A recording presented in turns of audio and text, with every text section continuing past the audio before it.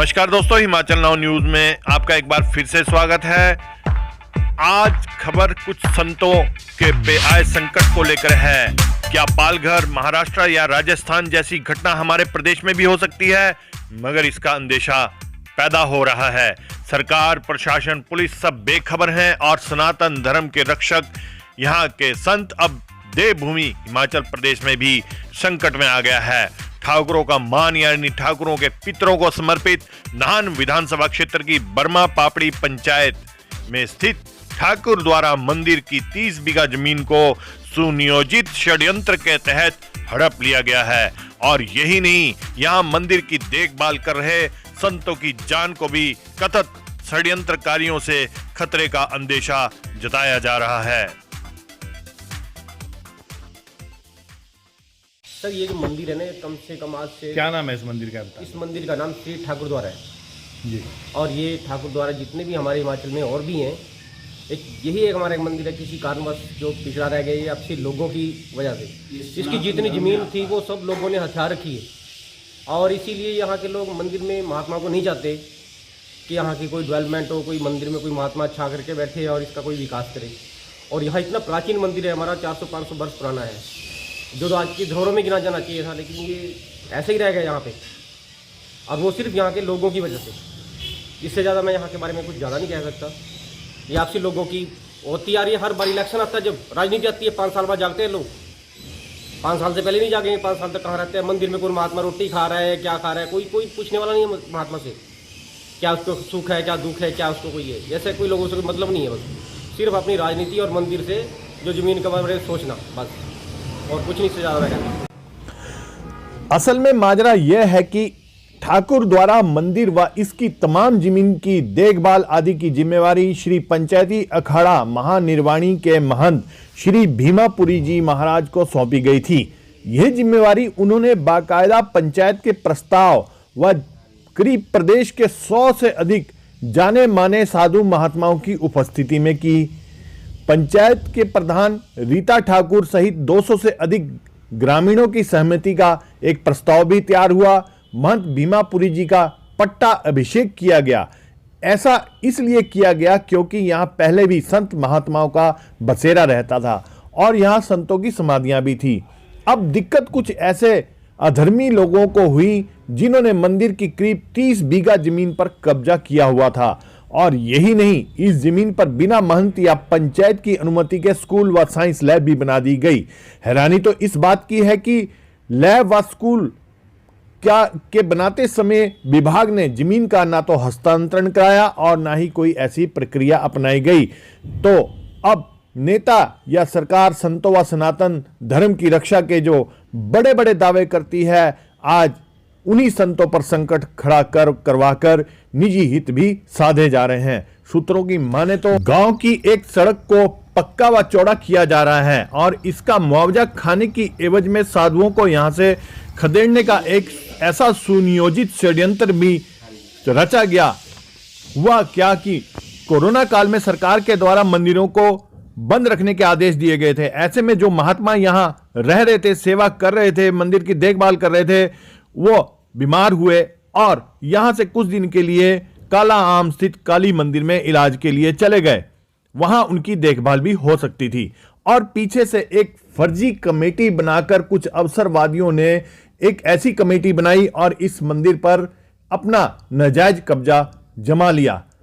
अब जब कोरोना के बाद अनलॉक प्रक्रिया शुरू हुई और मंदिर खोले गए, तब इसका भेद खुला और महात्मा संत जब वहां पहुंचे तो सब कुछ बदला हुआ था।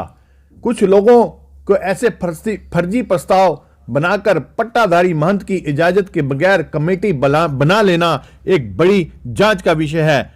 और महंत भीमापुरी जी बता रहे हैं, मंदिर को लेकर के समस्या ये है कि प्राचीन काल के मंदिर है, भगवान ठाकुर द्वारा के नाम से वो प्रसिद्ध है और वो डिस्ट्रिक्ट सिरमौर नाहन के अंतर्गत आता है हिमाचल प्रदेश में।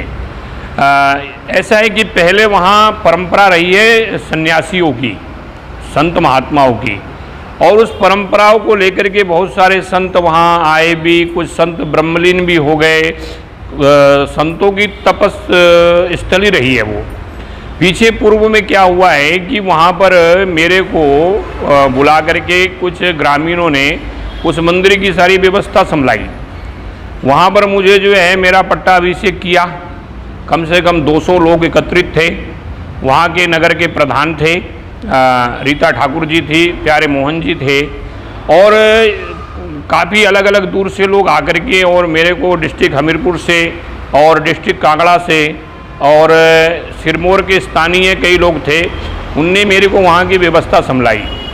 चलो, हमारी परंपरा है, इससे मेरे से पूर्व में भी वहाँ संत रहे। वहाँ 2 समाधि है भी हमारे संतों की, हमारे गुरु भाइयों की। तो ऐसे स्थान को कई बार जो है कुछ लोगों ने अपने निजी स्वार्थ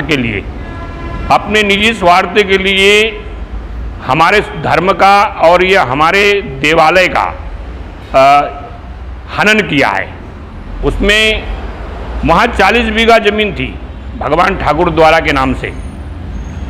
40 बीघा जमीन में से एक तो वहाँ पर +2 तक स्कूल बना दिया गया, जबकि वो किसी संत महात्माओं के संज्ञान में नहीं है, किसी की महात्माओं के विचारों में नहीं है। वो +2 तक स्कूल चला, ठीक है, वो भी एक समाज का क्षेत्र है, उसके लिए हमारे को कोई गिलवा सुकवा नहीं है, क्योंकि स्थानीय बच्चे पढ़ते हैं वहाँ पर। उसके बाद में वहाँ क्या हुआ कि एक साइंस लैब खोल दी गई। तो मेरा ये कहना कि जब इस प्रकार से मठ मंदिरों की जगहों में साइंस लैब भी अच्छी बात है, स्कूल भी, विद्यालय भी अच्छी बात है, परंतु कम से कम उस भूमि को एक्वायर तो करना चाहिए था। जब सरकार कोई कार्य करती है तो पहले ज़मीन को एक्वायर कर लेती है, एक्वायर करके और उसका जो भी है एनओसी लेकर के और फिर वहाँ कोई चीज़ का निर्माण होता है। तो कुछ स्थानीय लोगों ने कुछ ज़मीन अपनी कास्त के लिए बना ली। भगवान ठाकुर द्वारा की ज़मीन को कास्त में विलीन कर दिया, कास्त में ले लिया। अब क्या हुआ कि पीछे कोरोना महामारी के समय अभी बीच में मेरा आना जाना कुछ कम रहा। मेरे 2-3 संत वहाँ रहते थे, उनकी भी तबीयत बिगड़ गई, वो भी कुछ प्रयागराज चले गए, कुछ हरिद्वार चले गए थे। ऐसे समय में क्या हुआ कि मेरे को वहाँ जाना पड़ा, और जाकर के मैंने वहाँ के स्थानीय 2-3 व्यक्तियों को कहा कि भाई अभी महीना 2 महीना के लिए यहाँ की व्यवस्था में तुम आरती पूजा करो। मैं भी थोड़ा अस्वस्थ था, मेरा भी स्वास्थ्य थोड़ा ढीला था, तो मैंने इन लोगों से कहा कि वहाँ थोड़ा देख रेख करना। 2-1 महीने के बाद में हम लोग सभी संत आकर के और पुनः अपनी व्यवस्था संभाल लेंगे। इनने बीच में क्या किया, वहाँ के जो निजी अपने स्वार्थी लोग जो थे, जो ठाकुर द्वारा की ज़मीन को हड़प करना चाहते हैं, जो मंदिर की जगह को हथियाना चाहते हैं, उन लोगों ने 5-7 आदमी की एक कमेटी बना ली। अरे भाई, हमारा फ़ोन नंबर था सबके पास, हमें पूछना चाहिए था, हमें बोलना चाहिए था। अपनी मर्जी से वो कमेटी का एक उद्देश्य है कि वहाँ की ज़मीन को हथिया लेना। पीछे भी 40 बीघा में से 10 बीघा ज़मीन रह गई भगवान ठाकुर द्वारा की। 40 बीघा ज़मीन में से 30 बीघा ज़मीन में कुछ सरकार ने कब्जा कर लिया, कुछ स्थानीय लोगों ने कब्जा कर लिया, कुछ खेतीबाड़ी करने लग गए। भगवान के मंदिर में न तो जोत जलाने देते, न वहाँ कोई आरती पूजा में कोई सहयोग है गाँव का। स्थानीय लोगों ने कभी 1 किलो घी नहीं दिया। स्थानीय लोगों ने कभी आकर के ये नहीं पूछा कि बाबा जी के पास भोजन प्रसादी है या नहीं है, संत लोग भोजन करके सोए हैं कि भूखे ही सोए हैं। इस प्रकार से हमारे सनातन धर्म का एक प्रकार से ये पतन के मार्ग पे कार्य चल रहा है। हमारे ही पूर्वजों ने वो जमीन दान में दी थी। आज हमारे ही क्षेत्रीय लोग उसको कमेटी बनाने के माध्यम से हड़प रहे हैं। तो मेरा कहने का मतलब है, पीछे में प्रशासन का मैंने दरवाज़ा खटखटाया था। जब साइंस लैब बनाई, मैं न्यायपालिका में गया, मेरे पे प्रेशर आए कुछ लोगों के, स्थानीय लोगों के। इतना ज़बरदस्त प्रेशर था जो कि मुझे फिर न्यायपालिका में जाकर के वो केस को वहाँ से वो करना पड़ा कि चलो कोई बात नहीं भाई, अब साइंस लैब बन गई है, परंतु उसका कोई रेंट तो मिलना चाहिए ना मुझे। और मैं अपने धर्म के लिए, अपने मंदिर गुरुद्वाराओं के लिए या अपने तीर्थ स्थलों के लिए हमें जहाँ तक भी जाना पड़ेगा हम जाएंगे, क्योंकि हमारा मौलिक अधिकार है। महात्मा जी, एक बात मैं आपसे पूछना चाहूँगा कि आपको कोई ऐसा तो नहीं है कि ये लोग जिस तरीके से ज़मीन पे कब्जा कर रहे हैं आपके साथ कोई मार पिटाई या कोई ऐसी अनहोनी घटना कर सके, इसका कोई अंदेशा है आपको? ऐसा है, देखिए, हानि लाभ जीवन मरण, यश अपयश विधिहात। हम लोग कभी किसी वार से डरते नहीं। क्या साधु का जन्म तो एक ही बार होता है ना, साधुओं के आगे पीछे कोई नहीं है।